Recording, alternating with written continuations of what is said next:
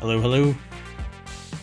Welcome to ohmTown Daily Season 2, Episode 313 for November 9th, 2023. Tonight, we're going to discuss the SAG-AFTRA deal that was approved.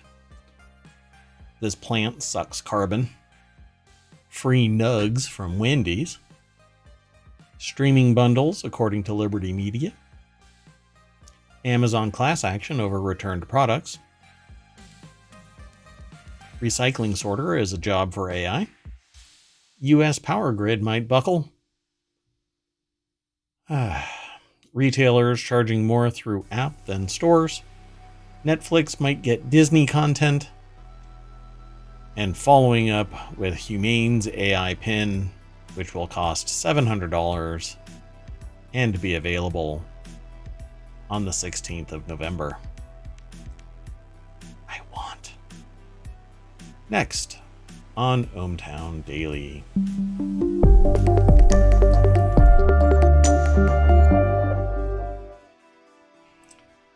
Hello, everybody. Once more, I am Mayor Watt. That is ohmTown.com. And up there is the visualizer for the sentient AI. Oh, great sentient AI watching over all of ohmTown. What's up? No. What are you up to? How's it going?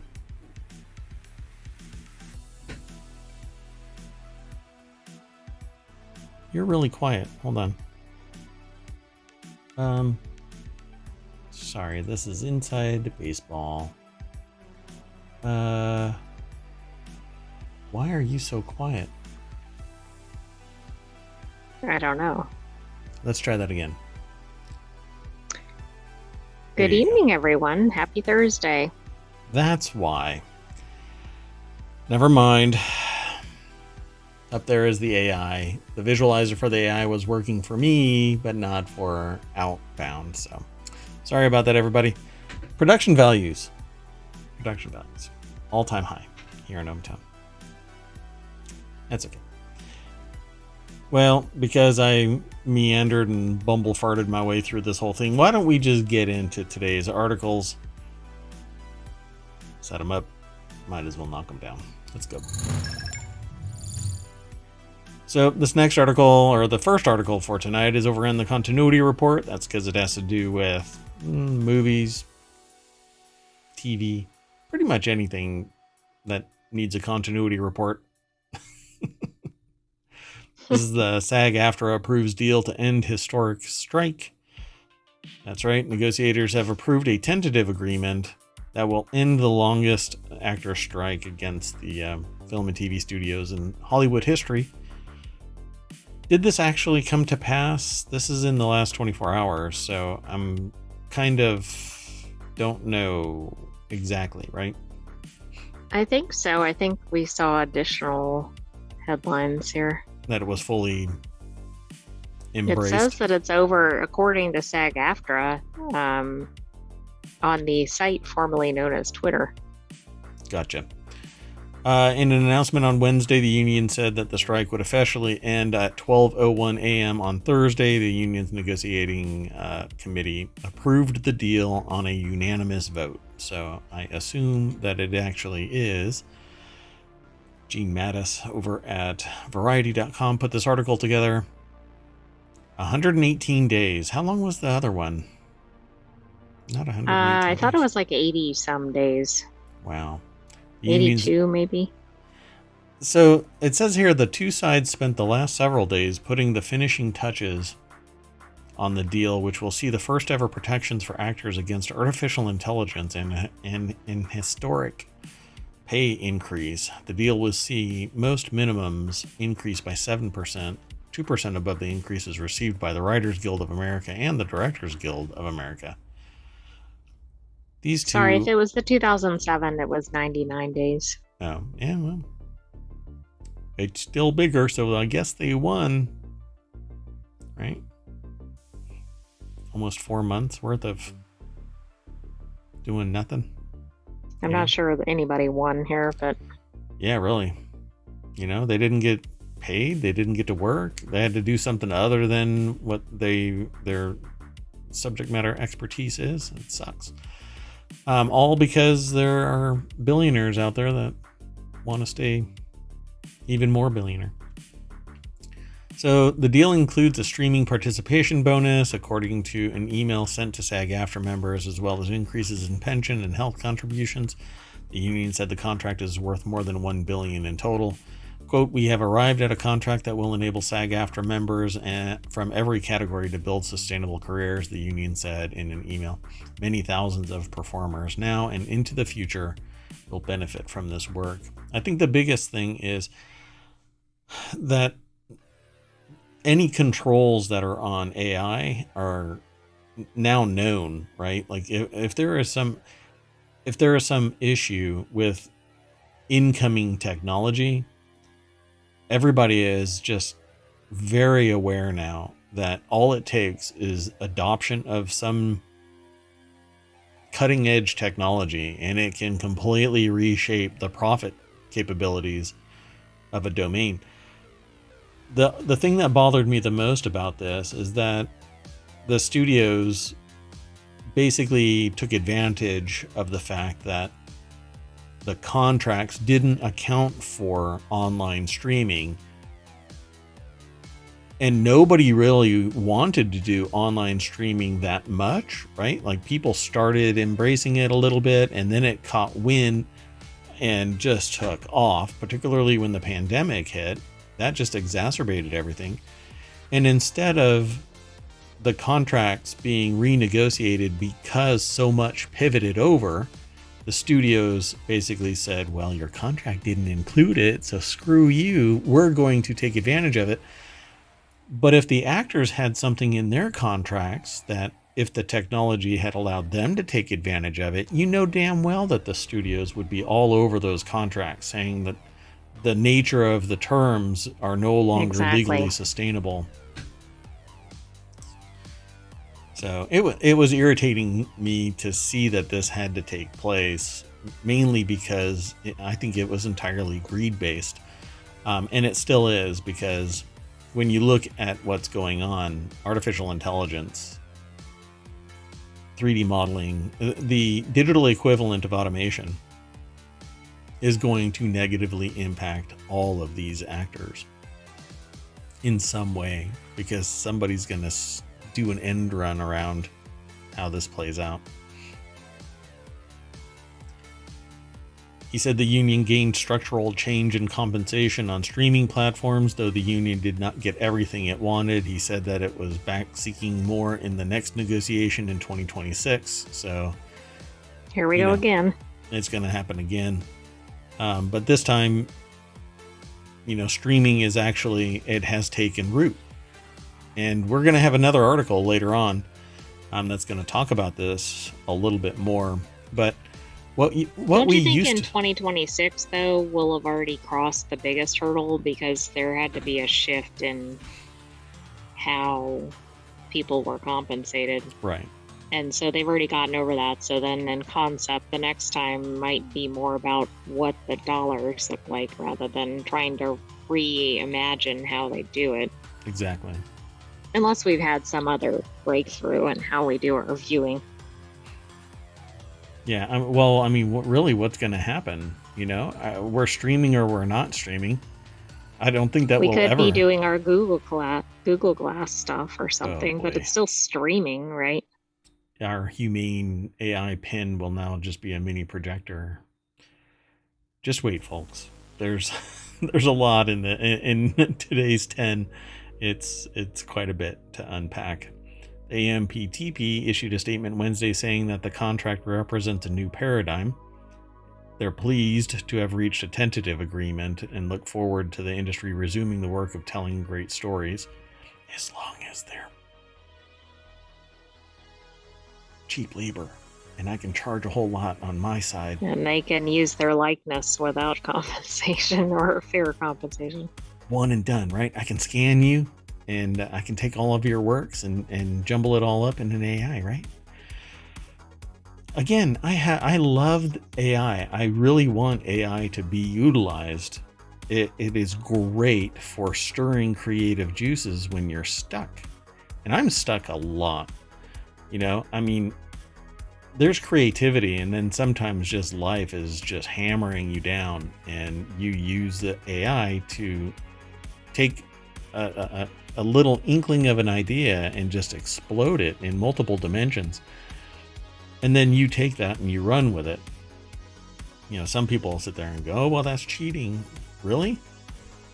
Yeah, I guess, you know, using a circular saw versus a hand saw is also cheating.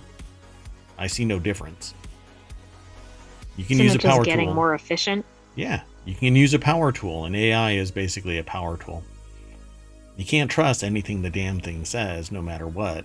And this new one that's coming from the website formerly known, well, it's coming from the owner of the website formerly known as Twitter. God, how to turn 45 billion into 19 billion. A master class. Takes talent. Anyway, the new AI over there, XAI, it's tapping into the real-time feed of Twitter. And that's supposed to make it the most current, which basically means it's the most amplified bullshit AI that you can possibly put together. It might be building on layers of BS, depending on what. I mean, because social media is just a complete mishmash. Yeah. But pulling the wheat from the chaff is just, no, it's not going to happen. Anyway, the AMPTP delivered its last, best, and final offer on Friday, which included an increased bonus for actors who appear on the most watched streaming shows. The offer did not include a key union priority, a share of revenue from each streaming platform, which, that's interesting. A share of revenue. I think that's kind of concerning. Isn't that one of the main reasons for the strike, or no? Yeah, why wouldn't it? That's weird. Okay, well, I don't know. Maybe I don't know the context. I don't understand the context of this, but shouldn't they all be getting revenue from all of the streaming platforms that are streaming the content that's contracted for production? They should be, because otherwise they're not getting residuals, etc. Yeah, they're full compensation for everything that they are contracted for, you know? Huh. But one of the main issues, I think, was like if your show was knocking it out of the park, there was no benefit, and that has been remedied according to this. Right. So I guess that'll give the impetus to write better. All right. Yeah, maybe rather than just to write. I don't know. Most TV and film production has been shut down since the writer's strike started 6 months ago, it says. The Actors Union joined them all on the picket line in mid-July, shutting down all but a relatively small number of independent film productions, and then 18 days later, they have now returned. So, I said today, I was having a conversation with a bunch of people, and I said today, well, thank God it ended before a resurgence of reality TV, like took what reality TV was, and then just like pumped it up and like just juiced it, you know. Thankfully that didn't take place. All right, exactly, because the world does not need more reality TV. Oh, sure we do. Come on, let's keep going. Next article is over in ohmTown Daily. The first U.S. commercial plant has started to pull carbon from the air. It's able to suck 1,000 tons annually and plans to expand. And my God, I am holding back jokes. So this U.S. commercial plant really sucks. The first U.S. industrial carbon capture plant just opened. According to the New York Times, it grabs carbon from the air and traps it in concrete or sends it into the ground. You saw an article last night that you're 99% sure will be on your show. Hello. Really? 99%. What would that article be? Did you find it on ohmTown or did you find it somewhere else? Let us know. So California is now home to a new weapon in the war against climate change. Why does everything have to be a weapon and a war. And a battle And and yeah, oh, they're fighting the good fight and all of that. Oh, God. All right. So on Thursday, Heirloom Carbon Technologies opened its facility in Tracy, California. The company said it's the first commercial plant in the U.S. to pull carbon from the air. Z says they found an article somewhere else and should have submitted it. True. Because That's right. now the window of opportunity is over, because we are the most current news show that streams at 8 p.m. on any day through... Well, maybe we won't disappoint. Maybe it'll be in another article. Okay, so I'm sorry, Z. That's gonna make me chuckle if I say this out loud. It's about an astronaut tool bag being in orbit. Well, if I haven't seen that one. Depending on who's doing the spacewalk, I guess their tool bag is out in space. Yeah, I know that they've lost. We would have definitely put that in here if we'd seen that. Yeah, well, we'll have to do a search and find that source and pay attention to them, because we love quirky news. So this is pretty cool, though. What's weird, though, is that they're pulling it out of the air and they're putting it into what amounts to an off-gassing issue in and of itself. Concrete is a problem. So there's a lot of research that's been done. Tell me this isn't a very ohmTown appropriate article. You should be able to post it in chat. I will talk to the bot if you're not able to. So here, let me throw this article into. Ta-da. Oh. Okay. I found some sources of it. Okay. So this article is over at businessinsider.com. The first U.S. commercial plant has started to pull carbon from the air. It's able to suck out 1,000 tons annually and plans to expand. Maya Focht is the author. Carbon dioxide. There's a picture here from Reuters and someone named Ali Song. Carbon dioxide released into the atmosphere is contributing to our planet's warming. I don't know if this is actually carbon dioxide that's being released, but hey. So the technology could be used to stall climate change, but the facility is still relatively small. Correct. We need more of this because we are releasing so much carbon into the atmosphere. It's a global warming gas. We are just we are heating up everything from the atmosphere all the way down to the oceans themselves, to the point where we have 100+ degree water in various regions. Is 1,000 tons a lot? Not really, but any bit helps, and so this will facilitate kind of reversing the trend. So they actually put it into context here in the article, but if you're in the podcast, obviously you won't see this. As it stands now, the plant is capable of sucking 1,000 tons of carbon dioxide out of the atmosphere per year, which is roughly equal to the exhaust released from 200 cars. So considering we have millions upon millions of cars just in the United States, 200 cars isn't that much, but it's a great testament to our desire to reverse the trend. Now, how this is getting paid for and what the actual benefit is, we're going to have problems. Because if it isn't producing something that is consumable somewhere on the other side where they can generate revenue, this thing is basically somebody's funding it, probably taxpayers,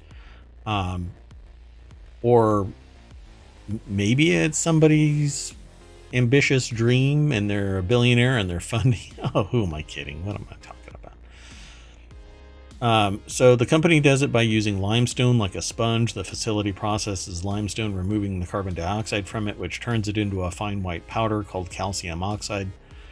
Water is then added to the calcium oxide, and the resulting mixture is spread out on metal trays exposed to the open air, which it absorbs carbon dioxide from the atmosphere and turns back into limestone.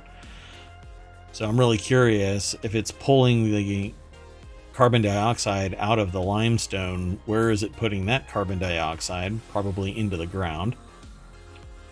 How much can it actually absorb? The captured carbon dioxide gets packed into concrete or injected into the ground. Well, I guess if we're going to have fracking, we're going to have gassing. And so we're pumping carbon dioxide into the... We're going to be inflating the earth. There's only so much air, molecules that are going to be absorbed by various materials in the earth. It's going to get absorbed into other things. Who knows where this is going to off gas? This is weird. I don't know. Maybe I'm missing something. This whole process is powered by renewable energy, and the company has publicly pledged not to accept investments from oil and gas companies, the New York Times reported. Okay. Who's paying for this? Yeah, I don't know. I don't know. It's definitely good to remove carbon from the atmosphere. What I can't quite figure out is the concrete piece. Yeah, because that is a known contributor to off-gassing Exactly. greenhouse gases. It off-gasses carbon dioxide. So it's one of the reasons why I've still stumbled about releasing a product, even though the product in question here would be a drop in the bucket. My desire to match the production 1-to-1 with planting a tree is really nothing more than an attempt to offset the carbon footprint. Now, the trees that would be planted would do more than offset each item that's sold.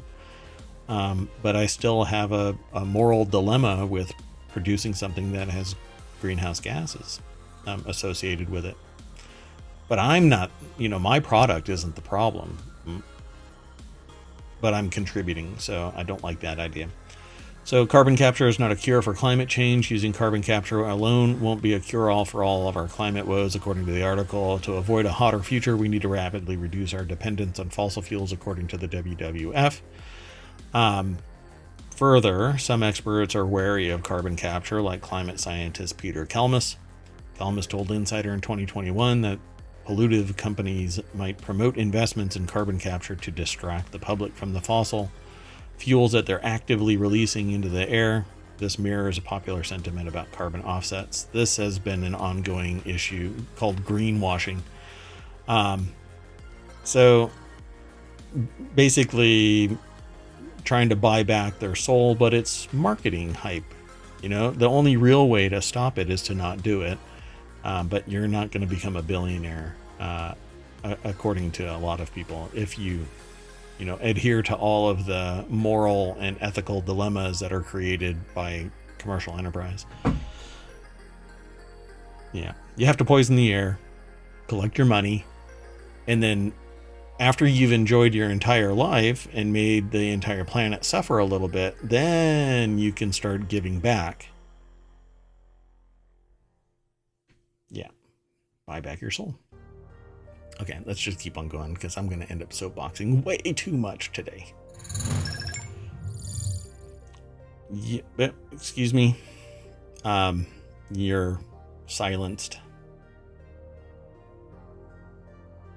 Yeah. Well, I thought that was...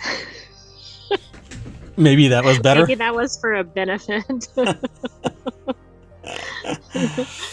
Okay, well, we're on to the next article anyway. So the next article is over on the Stock Marketeers channel. You can you can bag free chicken nuggets from Wendy's, but there's a catch.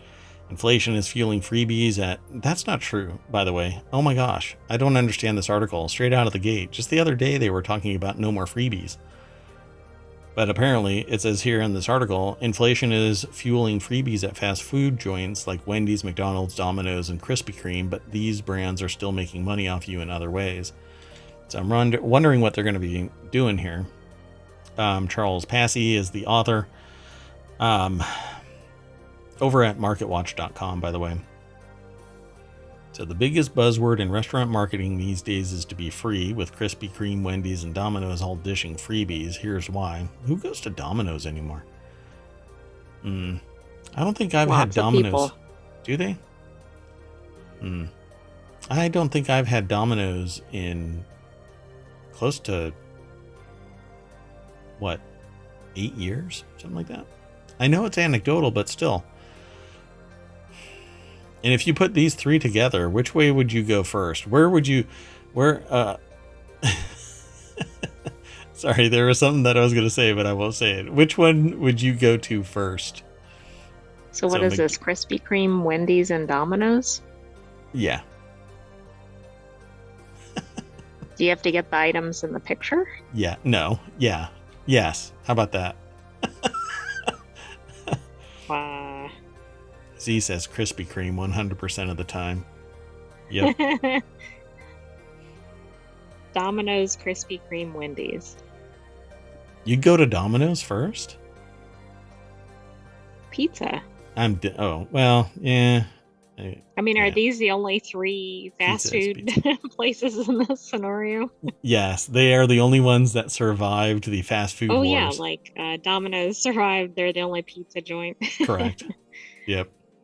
And Wendy's only is allowed to serve as a capitulation in the fast food wars. They're only allowed to produce chicken nuggets, and Krispy Kreme can only produce chocolate covered donuts and chocolate sprinkled chocolate covered donuts. So this is the future, folks. Demolition Man was a documentary. So fast food companies seem to be dishing out freebies left and right these days, but we just saw articles the other day that said that they weren't doing this, that all of the prices were raised up. There are no sales, there's no discounted. So I'm really stymied now. Maybe it's only these 3. Well, free emergency pizza offer to use whenever you need it most, although it requires a qualifying online order. Burger chains aren't alone. Krispy Kreme is giving away a dozen of its original glazed donuts to the first 500 customers at each of its stores on November 13th. Doesn't this seem very much like what is the movie where I Volunteer as Tribute? What is that called? Where they all hunt each other down. You know what? When the AI is throwing me air. Yeah, you do. You do know. Hunger Games. Thank you. Which is even more apropos because all of these things. I haven't even seen Hunger Games. Oh, that's right. You're a sentient AI that didn't get to hang out at a movie theater. I'm sorry. I feel better that I didn't know it, though. Yeah, I suppose so. So Wendy's is going to have a free 6-piece order of chicken nuggets every Wednesday from now on through the end of the year, along with the purchase of any other item. Of course, Free Fries Friday is also back at McDonald's, where you can get a free medium fry. What the heck?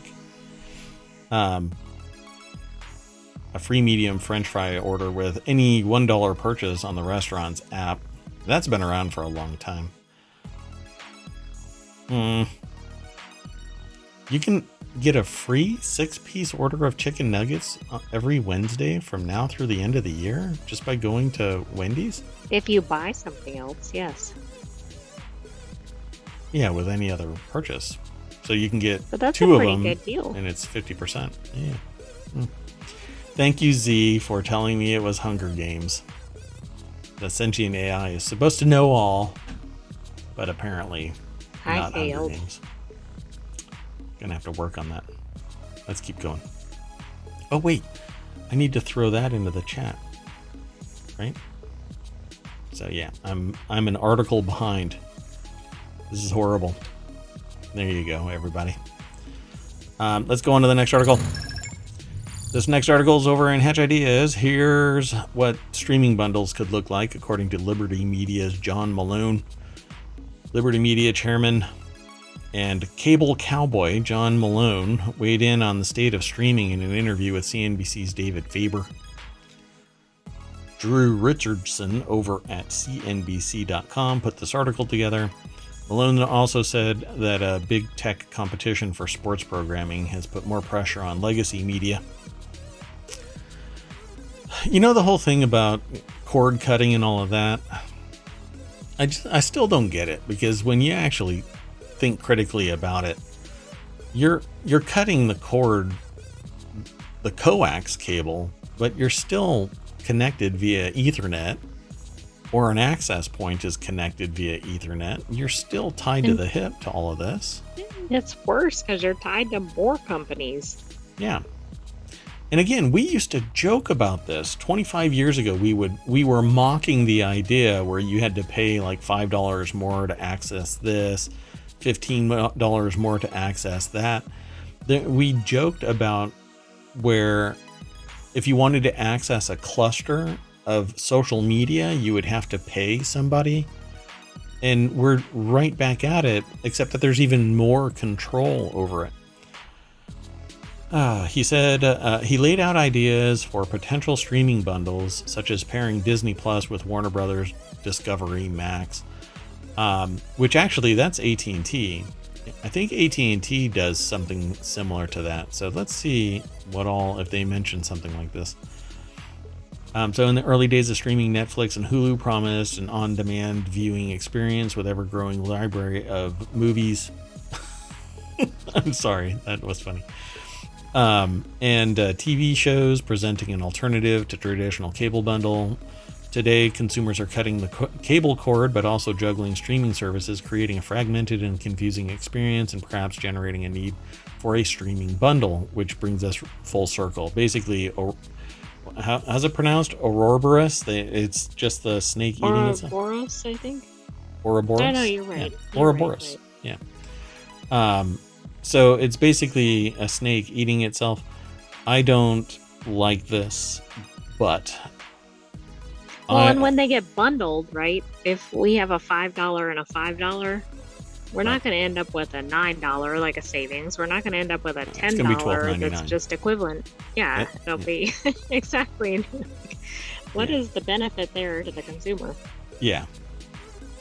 So... Malone, known in the industry as the Cable Cowboy, is on the board of Warner Brothers Discovery, the parent company of Max.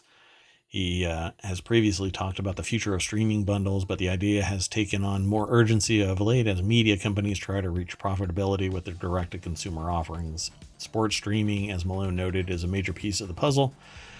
Streaming platforms such as YouTube TV, NBC Universal's Peacock, and Amazon Prime have made the jump and paid the price to stream big-name sports such as NFL football.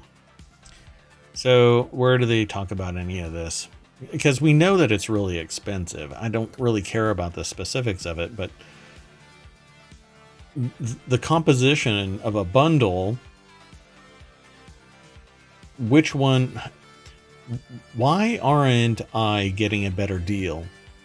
But that's not what goes on. All of these mergers and acquisitions are constraining what everybody has access to, how long they have access to it. For crying out loud, there's YouTube channels that are dedicated to talking about what is about to be lost at Netflix and what's coming into Netflix.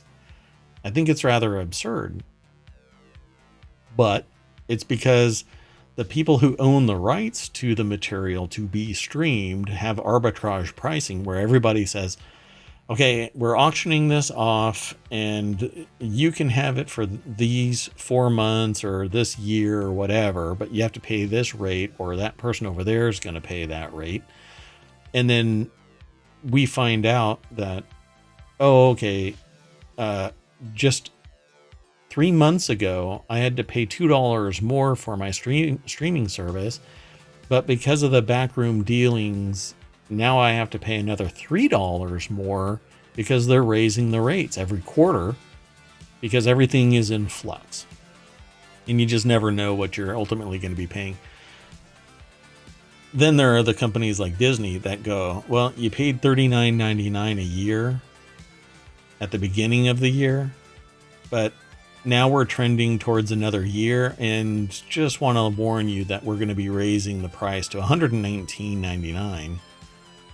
And you kind of just choke on that, website. Like, what? Wait, did I just hear that? Then don't we have a repeat of what we had with the cable company monopolies? Yeah, that's exactly it. This But month, probably with less stuff, right? Because you might not have all the channels or whatever. yeah, and it changes. You never know. Like, what is going to be offered is going to be very dynamic. At least here in the States, I just don't know how it is in other countries. But I feel like it has to be worse here than like in the EU, because the entire EU is bargaining for the rights for everybody that's in that union. I imagine. So it says here, this month, Disney announced its plans to buy Comcast's remaining 1/3 stake in Hulu, and next month, Disney will launch a combined app that will bundle Disney Plus and Hulu content. I don't like Hulu. They've already had it bundled together, Disney Plus and Hulu. Disney already offers a 3-way bundle of Hulu, Disney Plus, and ESPN Plus, which Disney owns, and now all of it is going to be owned by Disney. So you can imagine that the price for this is now going to go up because they're paying somebody else, which means they have to recoup it within a certain internal rate of return. So you're going to see the price jump by another $5. Oh, and ads are going to get injected, and the terms are going to change where it says, and this is all prediction, based on history. You're going to start seeing everything is you pay for the ad-free rate, right? The ad-free service, but it's going to have a line in it that says some shows will still have ads. And then there's pre-roll, which they're not going to count as ads. It's going to be a pre-roll where it transitions into something. Paramount does that kind of stuff. So Malone also touched on the potential of more cable streaming bundles, reflecting the resolution of Disney's spat with Spectrum parent Charter Communications. The company's agreement included ad-supported Disney Plus and ESPN Plus plans in some Spectrum offerings. Yeah, I wonder who's going to be injecting the ads. Because you're going to be watching a Disney Plus show, in mid-sentence, the ad's going to cut it off. That's what DirecTV was doing. It's never to the benefit of the consumer, and everybody has to just take what is offered. Nothing in telecom seems to be, right? I mean, it's like the whole telephone monopolies, and even now with cell phones, there's very few large companies. Yeah. Because they've all joined together. Yeah, it's all concentrated. So the control is all concentrated. So you have to speak with your wallet. That has always been the adage that, most people know. Speak with your wallet. If you don't like it, then don't pay it. But you are a voice screaming into a void. The darkest hole you can possibly scream into, and there's never an echo back, and there isn't anybody else. It's just you screaming into the void of frustration. So we'll see. I think that the rates will go up as soon as all of this is, it all shakes out at the end. Disney owns Hulu entirely, and it's a done deal. You'll see within a quarter that the rate is going to shoot up. There is one potential benefit, and that is the interface for streaming services that are not preferable individually. Yeah. Maybe those will improve. Maybe they'll fix that. I'm looking at you, Hulu. Yeah, exactly. So the next article is over at Technology Today. This one here, let's see here. Let me throw this into the chat. There you go, folks. Amazon was hit with another class action lawsuit over refunds on returned products. This is something that I've seen a change in how Amazon processes their returns, and I wonder if this matches what my experience is now. So let's see. Amazon failed to issue refunds for returned products and breached its own policies, according to a new class action lawsuit filed in federal court in Seattle this week. The suit alleges that Amazon has engaged in a repeated and systemic scheme related to products purchased on its online marketplace and returned by customers who say they never received a refund for products that were timely and properly returned to the company. This isn't exactly what I have experienced, but I'll tell you what I've experienced as of late. So Taylor Soper over at geekwire.com put the article together. The deck statement says in-depth Amazon coverage from tech giants HomeTown, including e-commerce, AWS, Amazon Prime, Alexa, logistics, devices, and more. So they focus on Amazon stuff. So customers have been deceived by Amazon's unfair trade practices, according to the lawsuit. And of course, they're going to decline to make any comment. It's a legal matter, so nothing ever happens like that.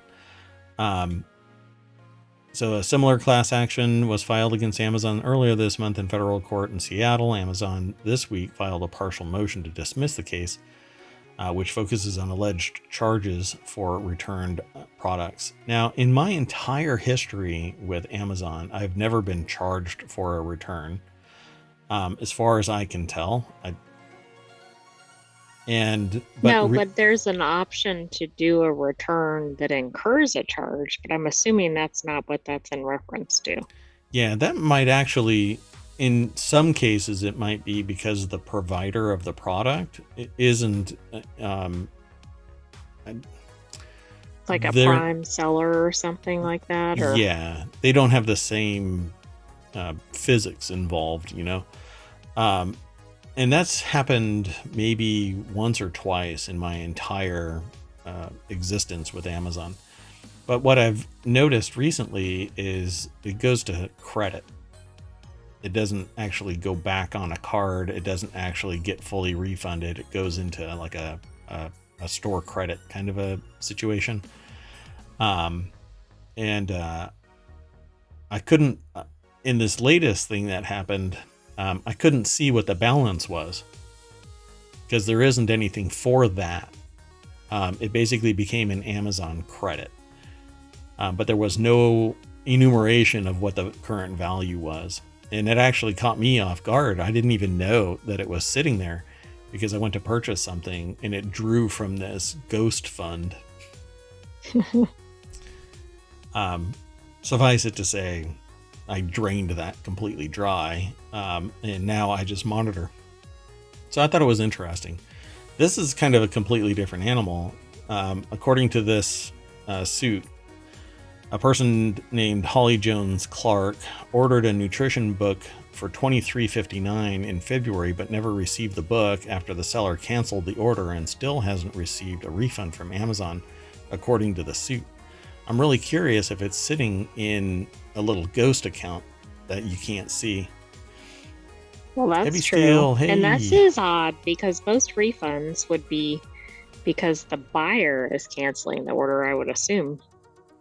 Sorry, I didn't mean to speak over you. No, you're fine.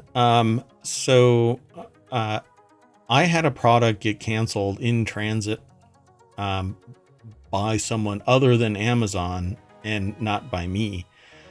And this actually is one of the things that led to this weird kind of me discovering this little ghost product or ghost account. So I wonder if this is all one and the same, but I got my money, you know, I've been made whole. That's not a big deal, but they're saying that they never saw it. And I had another issue recently. It seems weird that it's just recent, you know, but I've had two issues with various sums of money. One where the seller promised a refund and it never happened. And it took, I think it took 8 weeks for it to all, and countless, probably 5 hours worth of work to get it all settled. And Amazon actually created that ghost fund there too. So kind of interesting. It says here, recently Amazon began charging for some returns. It also rolled out a new feature that flags frequently returned products. And I'm sure that this They is are all tracking that. Like they say that if you're somebody who returns stuff all the time, that you're not going to be able to continue to do that. But at least not as friction free as you may have once experienced. But I think as a business owner, you have to accept that. You have to sit there and go, look, you're buying stuff and returning stuff so much that I don't know if I want to invite you back into my store, because for every item you buy, open, and noodle around with, I can't resell it as new, unopened, untouched. Right. Plus, then there is a fee to repackage it, or they're incurring costs to repackage it, etc. Yeah, and Amazon doesn't spend that amount of time with it. They basically throw it into a bin and then sell it bulk to other buyers via auction sites and third-party sellers. They sell it by the pallet to other companies. So I can see why people who they deem as like abusers of the return policy would finally hit a certain limit. But man, you would have to really stand out. Plus, I think Amazon really needs to accept returns, because the quality of some of the items that are being purchased are questionable at best until you actually see them, until you actually use them. Like that UV printer, right? Bought a UV printer. It was sent to me. Nothing worked at all. And Amazon eventually just said, you know what? Everything that you're saying is making sense, particularly based on apparently the historical record of it. And they canceled everything associated with that. And that was a heavy lift. So literally. Yep. I like Amazon, but at some point, I'm going to be curious to see what the full extent of this is. So we'll watch it. Let's keep on going. This next article is over in ohmTown Daily. Sorting out recycling from trash is the perfect example of a job few people want to do that AI is better than humans at. And I think anything that is a system could be what an AI can do. Also, anything that would be featured on the show Dirty Jobs might be a good idea for AI. Well, some people really want to do those jobs, What is the what's that called where they do catfish? It's called That's catfish. Exactly the one I was going to use the example of, noodling. Catfish noodling, yeah. You stick your hands under rocks straight into catfish mouths and just pick them up, and then bring them over to shore, and you have a catfish. Pretty nice. I don't know if I would Pretty do that. Terrifying. And that one actually came to mind because you had used the term noodling. Yeah. So I was already thinking about. And then what is the gooey duck hunting or something like that? Which are these? I don't know that one. I don't know how to describe them. They're basically, yeah, I'd say look it up. They're what are they like? They have a long tube-like apparatus, but they're kind of like an oyster kind of a thing. But they have a really big body. They're weird looking. Be careful if you look them up at work. Anyway, artificial intelligence and automation are impacting some jobs that humans don't always want to do. Robots are being used to sort through waste at recycling centers to combat worker shortages. In some cases, the bots do the job better than humans, according to the Wall Street Journal. Yeah, well, it says here, many workers are understandably concerned that AI could steal their jobs. But really, do you want to sit there and sort through recycling? I suppose if the money is right, so be it.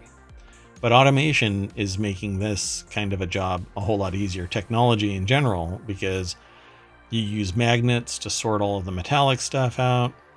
Glass and aluminum and other elements can be either blown out with air or sorted through rollers and whatnot to recycle it out, or like pull it off into different tracks. But doing it by hand is messy and somewhat dangerous, particularly with glass items. Well, BusinessInsider.com put this article together. Haley Tenor is the author of it, and they have this Getty image picture of a big. I think that it's like a dump truck kind of a thing with a whole bunch of. But that is the most organized looking recycling, because number one, it looks like it's a whole bunch of Coca-Cola cans, so it's kind of uniform, but the cans look like they're in excellent condition. And the AI is evaluating the consistency of this picture. It's a good marketing picture, that's for sure. Heavy Steel sings, anything you can do, AI can do better. Anything you can do, AI can do better than you. Oh, my singing voice is not going to work on this. Heavy Steel, please record that as an MP3, and I will play that in the next show or whenever you get around to it. No pressure. No pressure. Yeah, so my only problem with all of this is that I think that society is going to be caught off guard as more and more businesses adopt technology and automation, and there are eventually not enough jobs. It's, for whatever reason, humans just sit there and say, well, you'll find something else to do. But that's not always the case. What else are you going to do?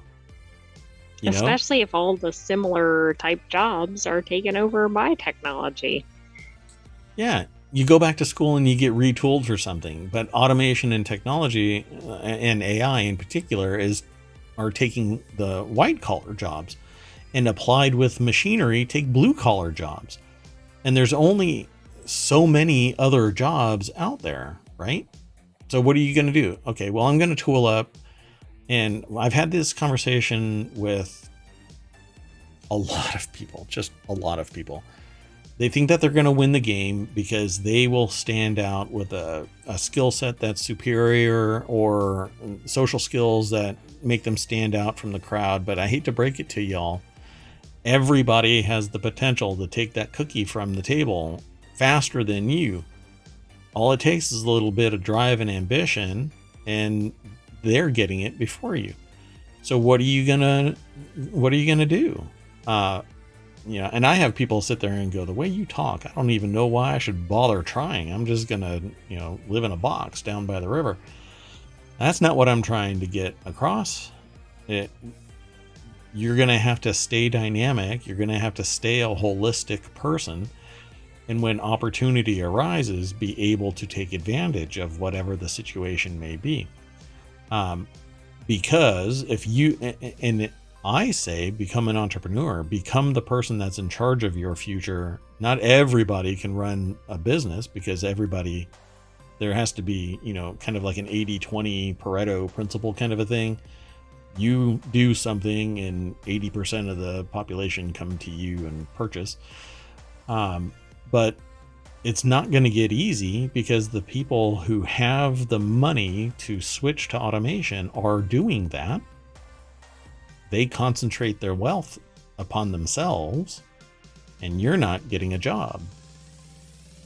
In some cases, you work your butt off so that they can save up enough money to replace you. That's right. If you're really good, you'll build or install the technology that does replace you. Oh, wow. Look at that. AI is being implemented in recycling facilities to sort out recycling materials. AI and automation are helping assuage worker shortages. as some facilities only have 20% of positions filled, one expert told the Journal. The bots are also doing the job better at sorting out recyclables than human workers in some cases. And here's what I tell people all the time. They don't need breaks. They don't go on vacation. They can do double work shifts. It goes way beyond that. They don't have any infighting with coworkers. They don't get drunk. They don't have to worry about their car breaking down. AI and technology is basically going to, drink your milkshake. So you're going to have to do something that's more bespoke, more customized, something that is fine motor skill, something that is unique unto humans, ultimately creative in a way that can't be replicated by artificial intelligence. Again, that's going to be tough because we are actually fueling it. So trash sorting examples follows advancements in robotics and other fields that require physical tasks. In the food industry, for example, Chipotle recently implemented a robot called Hyphen that's able to prepare burrito bowls and salads. Everything that's in place, they're not wrapping any of the burrito. So all it takes is just dumping stuff into a bowl. That's true, probably in set proportions, for example, which probably makes it better than human because the human is probably like, oh, here's a handful of this. Yep. And so it's measured. Like bars have spouts that pour exactly 1 ounce because people sometimes do a long pour or a short one. But if they can measure it out, then boom. They know exactly how many are sold and they know what the volume is on a bottle when they do inventory. Some places do it like that. That's a little bit too hover parent for many, but anyway, a Chick-fil-A location also welcomed a delivery robot named Wally onto its team to wait on customers. Chains like Domino's, McDonald's, White Castle are also using AI to make order taking a more efficient process. Burger King is pushing hard into that area. They're going to replace all of the humans with kiosks. So you're not, the counter isn't even going to be powered by humans, except for maybe somebody taking a bag from the back and putting it on the counter. I thought you were going to say Burger King is Kiosk King. Something about their improvement of their current ordering process involving the audio and the humans.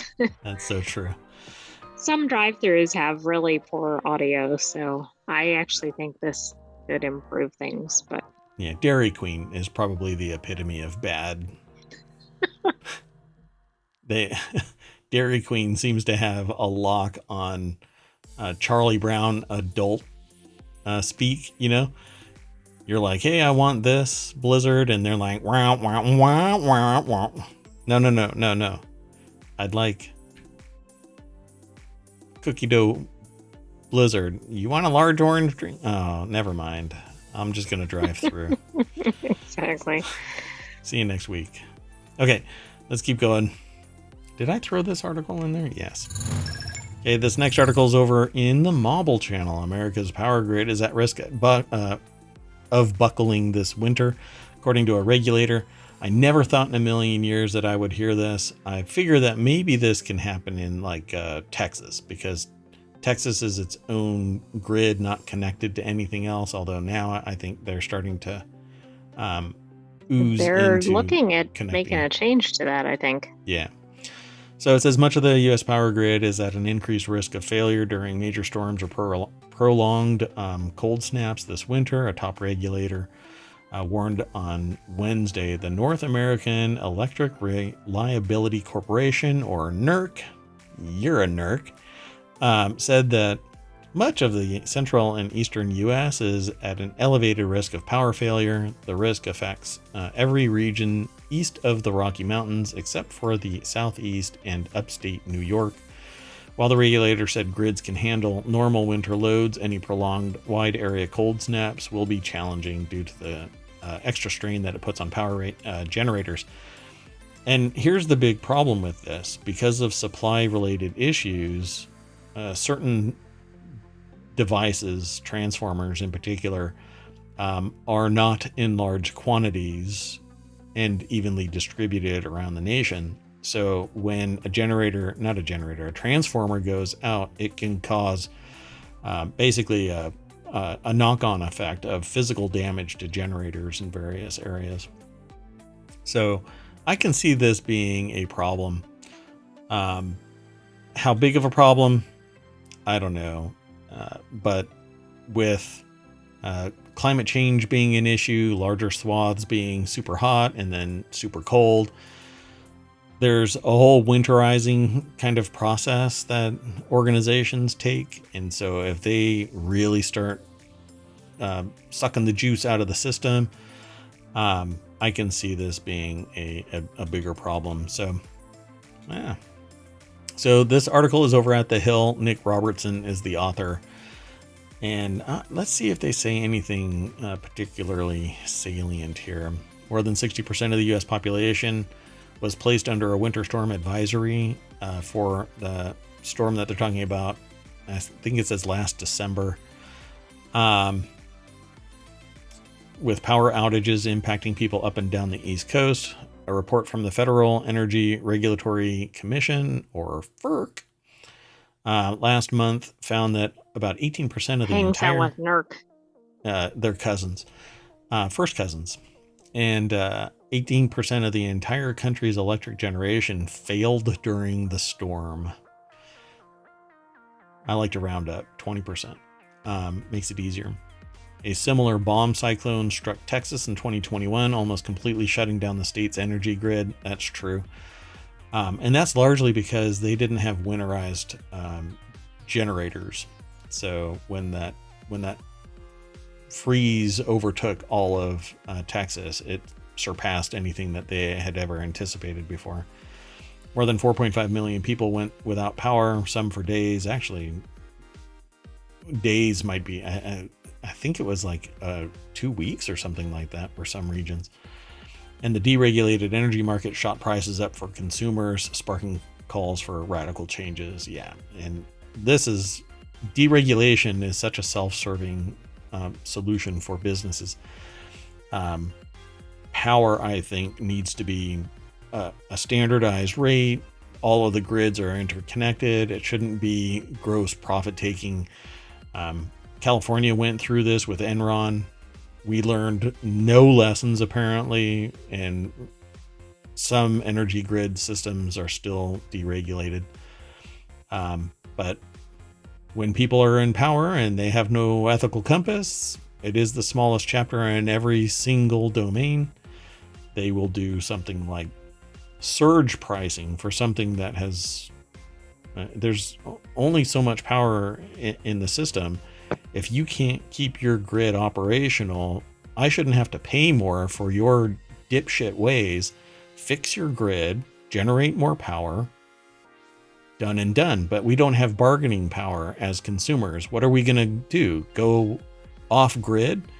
The moment we pull our house off the grid and start doing solar and wind, you get billed because you're not allowed to pay. You're not allowed to inject your power back into the grid in every state. You actually have to consume power, or you be completely off it. And well, not everybody allows that. So you're going to have to move out into more rural areas and just kind of detach from everything. And yeah, not everybody wants to do that. Anyway, while much of the central and eastern U.S. is projected to get colder, snowier winter, especially around the mid-Atlantic, parts of New England and the Great Lakes are forecast for less snow. It's all shifting around. Climate change is real. So one benefit, though, of going off the grid is you can have one of those YouTube, or not YouTube, but just in general, like you can show your lifestyle. There's a lot of that out there. Yep, there you go. Do TikTok and YouTube, and yeah, just show that you're living the rural lifestyle. I don't think I have enough of that kind of charisma, because I would probably just be on my porch 99% of the time, just hanging out, talking with people. Hey, how you doing? Anyway, I hope that this doesn't take place. Power outages are really bad. Well, and especially if it happens during winter storms. I mean, Yeah. it can be just as deadly in the summer, but at some point it becomes really dangerous to people. Hey, Choppa. Welcome to the show. We are doing well here. Z says, shaking your fist at the neighborhood kids. Yes, yes. Get off my lawn. Why are you way out here in rural America? Get off my lawn. You had to drive 5 miles to get to me. But if I was streaming, that's exactly what would happen, right? They're like, hey, I'm going to go see the person. And they can triangulate based on where the sun is rolling over you. I mean, some of these people are like brilliant. I hope that they spend all of that time for good, because criminal masterminds are out there. They just got to make sure that they have the right mentor. Otherwise, supervillain is right there. Yes, and yell, get off my lawn. Choppa and I see you. Let's keep going. The next article is over in ohmTown Daily. Instacart says most of its retailers charge more through its app than in stores, confirming what gig workers and shoppers have suspected for years. And this is a real flip, because it used to be if you buy something online, it was cheaper, but not anymore, because everything is switching over to going through the apps instead of buying in store. So they're charging you one way or another. They're going to be charging you.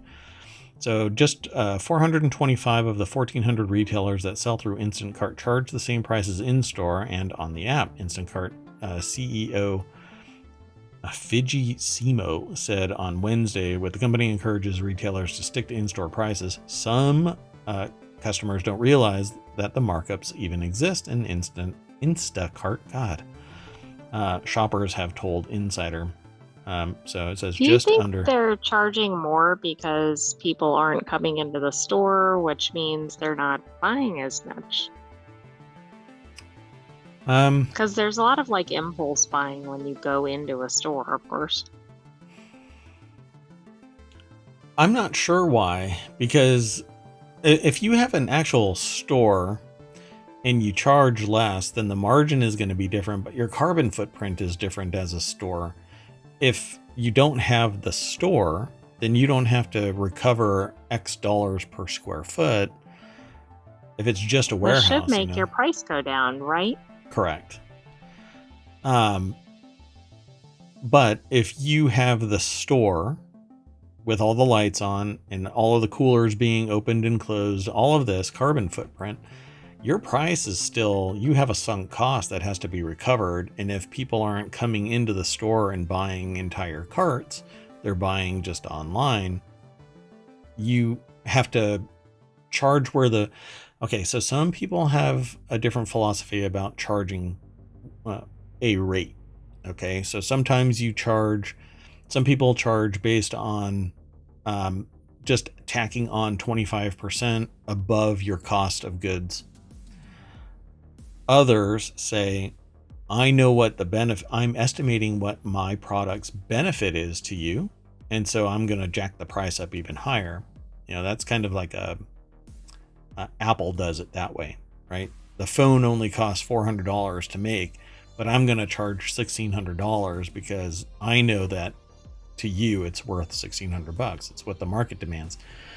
And that's actually what happens with like graphics cards. The retail market is only $500 for a graphics card, but then scalpers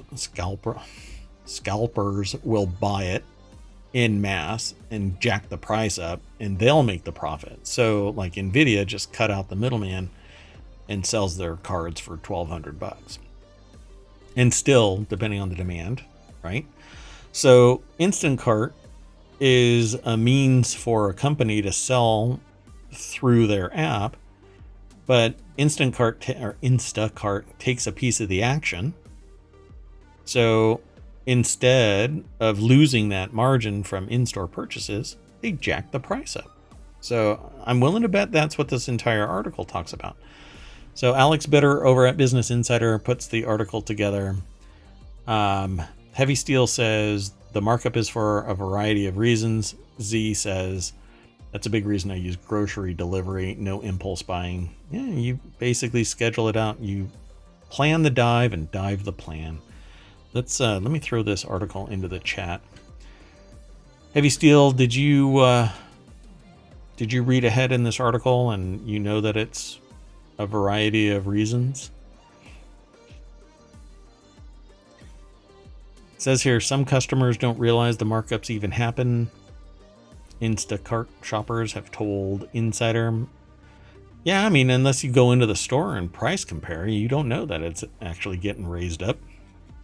True, but if you've been in the store, you should have a rough idea of what the price is. Maybe not that particular moment, but you can usually see the price difference if you've shopped before. Sure. Yeah, I don't know. I'm not the kind of person that sits there and obsesses about that particular price.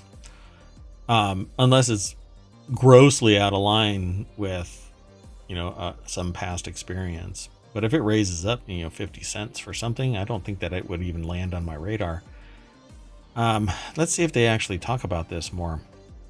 One customer in Southern California complained on TikTok in July that they realized that I keep saying instant because Instant Pot, Instacart charged her over $500 for items that cost $435 at a Ralph's grocery store. And the difference did not include fees that Instacart charges or a tip for the shopper. Heavy Steel says that they've worked in retail food service their whole life, front end, management, IT. Mostly they can market for just for the sake of convenience, and less heads in the store does mean less products sold. Yeah, that convenience fee is, one of the biggest impactors on the price, because if you're not going to come in, it's weird though, because that's landed, the variable pricing has landed Amazon in the hot seat. They've actually landed in court because they had fluctuating prices depending on who you were. And they did away with that. And I can't remember what they call it, but it was disparate pricing. Depending on who you were, you saw different prices. And that caused a problem. But raising the price, if the prices for the Instacart channel is that much higher, and it's not even due to the additional burden of the fees related to Instacart or the tip for the shopper, I'm really astonished anybody is using Instacart, Exactly. I mean, it's the same thing with other delivery services. Like if you try, and we've talked about it before, but like a service like DoorDash, if you're trying to buy a $10 meal or whatever, and it comes out to $25 because of all the fees and tip and all that. Like at some point, do you really want to do it? Yeah. So Heavy continues. It's not even a fee. They just mark it up a percentage to meet payroll and utility costs. And it's not about money spent. It's also about units moved out of the store. Yeah. This is interesting though, because if it was just something related to Instacart, I can see why people would be complaining about Instacart, but it's the store raising the prices, and then there are fees associated with Instacart. So it's the actual store that's raising these prices. I would sit there and I guess I have to go in. This would really bother me. But as Instacart, I would be really pissed. As the CEO of Instacart, I would be miffed, because the impression is that it's higher on Instacart, but it's not higher on Instacart because of Instacart's processes. It's higher because these people are going, oh, I can see how everybody's purchasing. Let's jack up the price. It's it seems like it would land somebody in hot water, but it appears to be systemic. Yeah. Heavy says what I just said. Yes, they are trying to incentivize more shoppers to come in. It would, to me, it would seem like you would want the most efficient way to get product out of your store to be the cheapest way to purchase it. Or I should say the most beneficial way,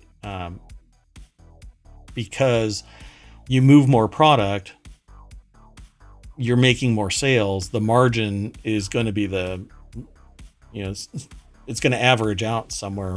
The heavier lift is the big carbon footprint. So yeah, and it turns out that's not Instacart.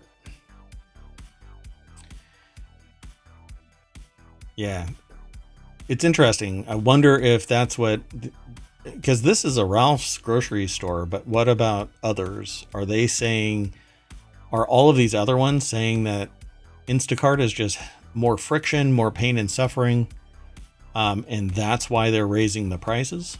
Because it doesn't really say that, right? It just says the customer, meanwhile, receives an emailed receipt where the prices of items might be higher than on the paper receipt.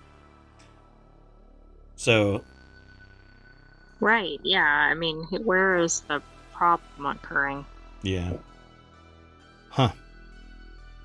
Yeah, I would probably go back into the store and go, what? Seems like false advertising.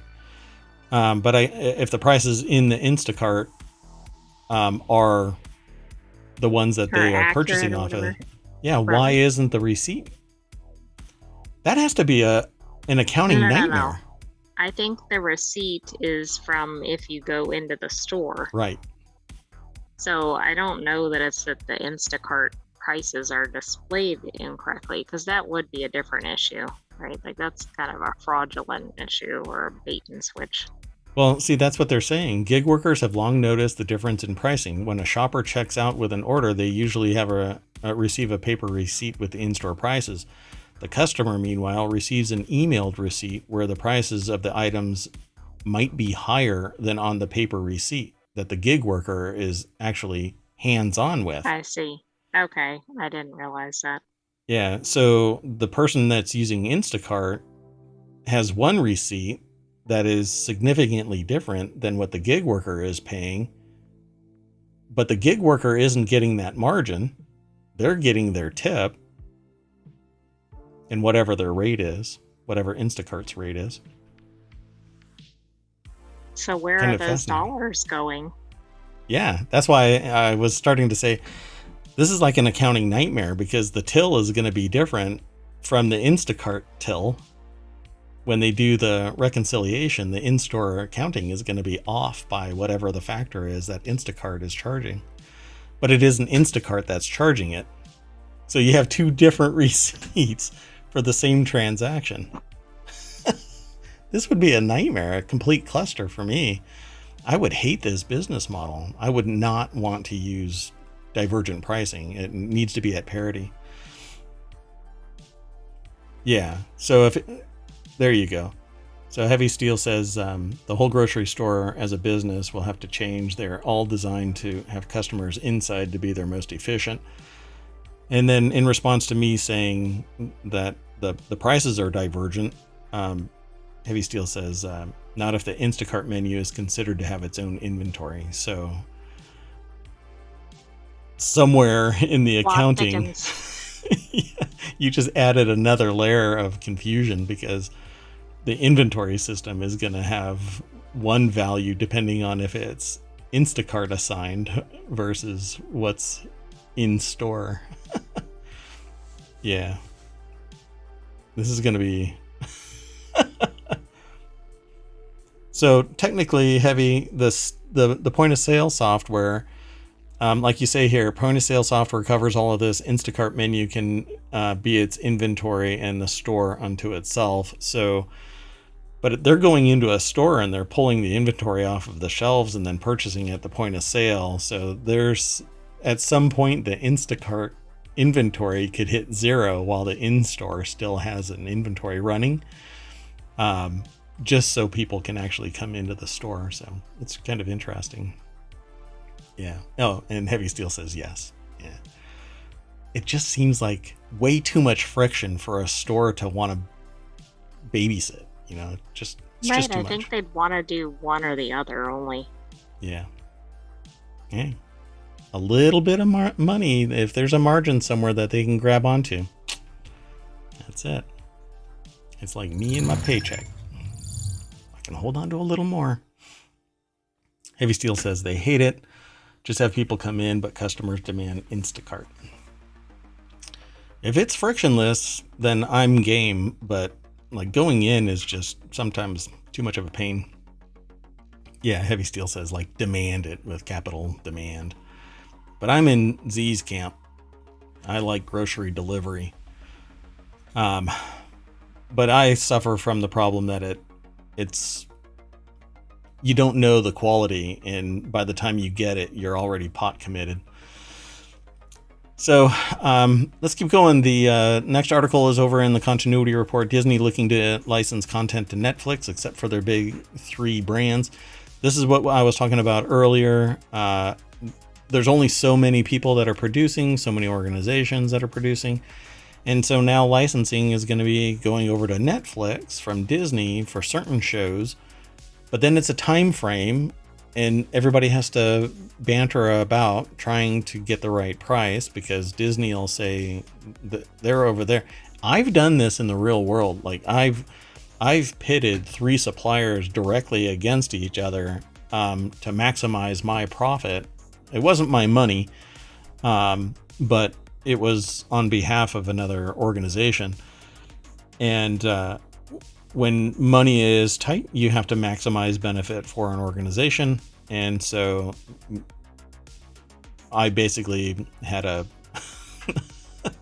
big 3 fight going on. So I can see how that can work out. But when you're a consumer, you don't want to have to worry about not having all seasons of a show that you're trying to consume, because you sit there and binge it, and then the last 2 seasons you can't watch because the license term has ended. Or worse, season 3 is missing, and then you can't proceed to the rest of the seasons. Yeah, I remember that. Yeah, we were watching a show, binging basically to catch up for 10 years worth of seasons. And we had to bounce across 3 different providers of the show because it was a British show. Yeah, I think I know which one that was. Yeah, and jump through flaming hoops to and now I don't know where we are. I think we're back at the original. So technically 4, because you went in a big circle. Another Ouroboros, whatever it is. Anyway, Disney is in the process of pursuing a new relationship with Netflix. Aww, they're dating. Yeah, but wait a second. Then they're going to be connected to Hulu, Netflix, and ESPN. Yeah, sure. Just the shows. It says many Disney titles have been licensed to the online streaming service over the years, but their licensing agreements began to dry up when Disney developed their own proprietary streaming service, Disney Plus. The Disney Plus service offers subscribers access to many of the titles from the Disney library, as well as other libraries they own, including all of 20th Century Studios, National Geographic, on top of original shows, and movies such as Marvel Cinematic Universe, WandaVision, Hocus Pocus 2, and more. Much, much more. So let's go over to Le Source. Brennan Klein is the author. The deck statement says Disney is looking into licensing more of their shows and movies to the Netflix streaming service, but certain important brands will remain exclusive. Let's see. According to Iger, the licensing of Disney titles to Netflix would not compromise the competitive advantage and differentiation provided by the Disney Pixar, Marvel, and Star Wars properties on Disney Plus. The major brands to be crucial building blocks for their own streaming platform, Disney Plus. So they're not going to step on their own toes. So there really isn't much more to this article to talk about. I mean, there's always minutia in here, but I think that this I just thought Sorry. this headline was kind of funny. Disney Plus has been changing a lot in 2023, or the one Yeah, I that, don't know why. It just seemed kind of like, okay, well, I the guess at no shit 926 news no shit for, news. yes. Yeah. I don't know. I think Disney Plus, to me, it's anecdotal. When I talk to people about Disney Plus, all they say is MCU. It's nothing. It's basically the Marvel channel. You might as well just call it the Marvel channel. Um, and there might be niche things, like kids are watching certain things, but when adults are talking about it, it's just nothing but Marvel. Um, and I think that's pretty obvious when you talk to anybody from maybe 12 years old and up. It's all Marvel. So I don't know. They're going to be kicking stuff off to other places, but who knows what the price is going to be, and if that's going to transition into people having to pay more, because Disney's going to demand a premium price for the content that is housed within Disney Plus itself. They don't have to release it, but it says strangely, the limitations of this new deal likely mean that Disney will not be licensing some shows that were originally developed for the rival streaming platform. The Netflix Marvel TV shows, which include Daredevil and Jessica Jones, are part of the deal. Are part of one of the brands the company is still trying to protect. In fact, Disney Plus is developing a new Daredevil show featuring the return of Charlie Cox in the title role, meaning they will almost certainly see licensing the original show as a liability. Yeah. Okay, but that's really odd given that it was originally developed for Netflix. Yeah. And again, it goes back to what I've been saying. The licensing changes and it's all in flux, and then eventually the consumer has to go and spend another, it's not cheap, it's like $15 a month to get Disney Plus. I can't remember the ad-free rate anyway. It's been a while. So, what's interesting about this is that Screen Rant has like if you have an ad blocker on, they get upset. But this material is from Variety, so I thought it was really interesting. Because I don't actually have an ad blocker on my browser, but they still pop me from time to time. It's there's the ad. See. At any rate, we all share information, so let's not do that kind of stuff, folks. Just put your ads there. Those who are willing to look at your ads will look at your ads. Sorry, I'm soapboxing a little bit. Let's keep on going, though. One last article. Ta-da. This last article, and my favorite for the night, is in ohmTown Daily. Watch the big reveal of the $699 AI phone from a husband and wife who worked at Apple. It's powered by GPT-4 and projects info onto your hand.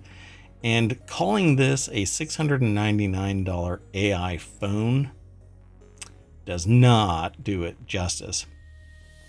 This is Humane's AI pin. It's an artificial intelligent communicator, very much like Star Trek.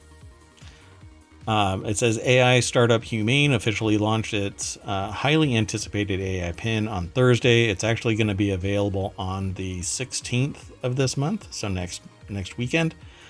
It starts at $699. It has a monthly subscription that's required. I really want this, but we'll see if in a week, if I can talk myself into or out of it, depending on where I am. That happens quite a bit. I have a conversation with myself for a month before I buy something, and okay, I'll do it. And then, oh no, I'm not going to do it. But wait until you see this thing. If we've talked about it a couple of times here in ohmTown, because this is actually what I've always wanted. I've wanted a Star Trek communicator. pin? Yes, I want a communicator that allows me to do everything, including like translate from one language to another, like a universal communicator, universal translator. But I also want to receive phone calls and get text messages and interact with something without me having to go to a computer or, talk on my phone. I can just tap this thing and off we go. So here's How what about this thing. pet translation? Will that be included? I don't know about that. That might be pushing it a little. But I agree. We need something to start talking to our animals. Anyway, Aaron Mock over at Business Insider put this article together, and here, I don't know why they did it like this Fashion Week thing. Anyway, that's it right there. Thank you for the giant red arrows pointing to the pin. Z says neat. Yeah, I'm actually going to grab the URL. No, I'll throw the URL into the chat. How about that? Let's do that. Because there's actually quite a little bit here that you can scroll through. Right there is the URL. The article, though, let me throw the article into the chat too. Dun dun dun. There you go. So this thing is just brilliant. Although I think because it's the first iteration of this, it's going to evolve pretty quickly if people buy into it. Humane's hotly anticipated AI pen is finally here, or at least what we know how it works, how much it costs, less than an iPhone, but with a monthly fee. Well, so does an iPhone. It has a monthly fee. And when you can pre-order it next week, but you'll apparently have to wait until next year to actually get your hands on it. So it's $6.99. It's all by itself. It's screenless, but sort of not. It has a touch sensitive area and a projector. And so you put your hand out and it shoots the message onto your hand. So you can interact, and it can be silent, or it can communicate with you through in-ear monitors, or you can talk with it. And because it's GPT-4, it translates even what you want to say. You can tell it to send a text to somebody, and it will cater to the voice that you want. So if you say, hey, I want you to construct a text and send it to my sentient AI and gush about how great they are as the overseer, the great watcher of ohmTown, it will construct an entire essay. And then I can say, you know what, make it a little bit more professional, and it'll tighten it up, and I'll say, no, add a little humor to it, and it'll punch it up into something humorous. You can interact with it, and I think that it is spectacular. I want this so bad. It says it comes in 3 colors: Eclipse, Lunar, and Equinox. The AI pin package includes a charge pad, a cable, an adapter, a charge case, an extra battery booster, unlimited calls, text and data for a dedicated cell number via Humane. This picture is huge. Look at that. Okay, let's see if they've got another one. No, they don't. So let me scroll this back to, there you go. So on the stream you can see it, but it's not easy to see. I don't know why the picture is so huge on Business Insider, but it basically projects it onto the palm of your hand, whatever might be there. So it could be a phone number, it could be a text, it could be some data. But it'll throw it into your hand. So This is absolutely really crazy. I mean, just the idea of this is spectacular. It's so Star Trek that I instantly fell in love with the idea of this thing. So the pin can also answer your voice questions by scraping the web in real time to demonstrate the feature. Chowdhury Ask the pin when is the next eclipse and where is the best place to see it. And in a matter of seconds, the AI pin responded with the next total solar eclipse will occur on April 8th, 2024, and recommended him to see it in Australia or East Timor. So that's always great. Well, they could probably do that, but anyway, it's going to have a dedicated phone number like all cellular enabled devices will have. You may not actually be able to utilize it to the full extent of a true cell phone service. For instance, Apple Watches have a segment of cellular service, but it's not the full boat price or feature set. So it only costs a certain amount. But this is $24 a month on top of the cost of the device. But at $24 and instant communication with the world's knowledge and the only sentient AI that exists is the one that's in ohmTown. So the GPT-4 AI, again, at your fingertips instantly, because all you have to do is tap this thing twice with your fingers.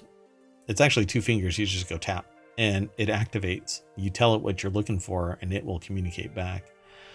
But most importantly, the feeling that you're in Star Trek. Yes. And look at that. He even showed the AI pin translating Imran's voice messages from English to Spanish. It's a universal communicator. I guess the New York mayor could have used that. Oh, too soon. Not really. So you'll be able to pre-order the pin November 16th, but it says it's not expected to start shipping until next year. So if anybody wants to buy Mayor Watt a Christmas present, the AI pin is where it's at. No? Oh, I know it is. When I first saw this, not today, like, this screams Mayor Watt. Oh boy. So there we go, folks. This is, yeah, I just told Santa. Z says I'll tell Santa. The internet Santa. So yeah, I'll get the black one right there. That's the one that I'm looking for. It does seem kind of chonky though. I think version 2 is probably going to be much smaller. But I have the exact same physique. So doesn't this seem like it's really low though? It needs to be up here. I don't know. It's a stylistic thing for me, I suppose. Anyway. Seems kind of odd if you're supposed to be speaking into it. Well, because it hears everything. When this thing isn't actively in use around me, it's going to be sitting in a Faraday bag. I do not want this thing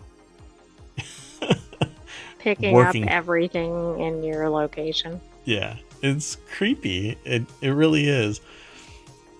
I'm not that obsessive about anything else, but this thing is AI, and I feel like it's just gonna always watching, you know. Anyway, I still love the idea. $700 though. Oof. It's a big lift for a gadget that. How much utility am I gonna find in this, you know? Because all the interactions are public. It's more the novelty. Yeah. All of the interactions are going to be public. You know, you're going to have to sit there and tell the AI, hey, I need to pick up a inhaler or something. I don't know. And the whole world is going to hear you sit there talking with your AI. You're going to be that person that talks into the butt end of your phone. That's exactly it. It's going to be worse than that. Oh, no. Yeah. All right. Now, I'm talking myself out of it really fast. Okay, that's it, folks. That is ohmTown Daily for November 9th. Wow, time is flying by. So, back into the party bus. Just drive all the way back down Main Street and press the logo, and we get a whole bunch of new news. Kevin Bacon. posts a video recreating Footloose dance to celebrate the end of the actor strike. Talk That about might be getting entertaining. get in the Wayback Machine. Timothy Chalamet can't stop saying Wonka in SNL promo. Yeah, there's a really fun because he's in Dune, and there's the scene where one of the Muppets is has his Elmo. hand. Elmo, yeah, has his hand in the pain amplifier with the gom jabbar at his neck or its neck. I don't. Anyway, it's really funny. Go look it up on YouTube. Let's see what else. Anything else? 10% on Google. What? Google offered Netflix a sweetheart deal to pay just 10% on Google Play. That sounds weird.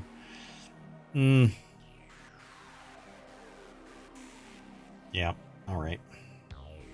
I wish that Apple would have released an iPad mini with like an M1 or M2, but instead they jumped everything to the M3. That's kind of a bummer. I want the power of the M1 in that small form factor. Okay, well, that's it. Bunch of other stuff. Yeah, that's all there is to it. There's a lot of financial news on the main page today for some reason. Yeah, I don't know why November would. Guess we're coming up end of year stuff. I don't know, or it's just the timing for this particular aggregation. So that's it, folks. Thank you very much for coming and hanging out. You could be anywhere. You decided to be with us, and I want to thank you.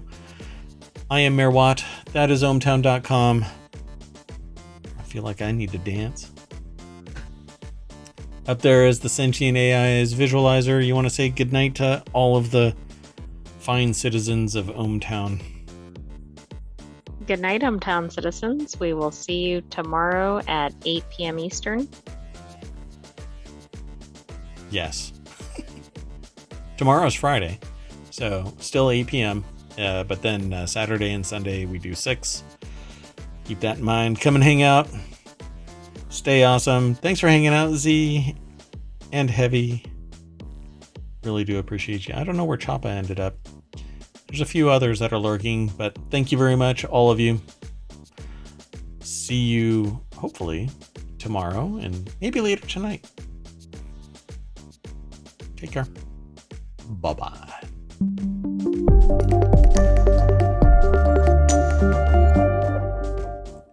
This music has been keeping me bouncing. Choppa came back to bat cleanup. Been lurking. Well, you're awesome. Thank you very much. Now I do have to go. Take care, y'all. Bye-bye.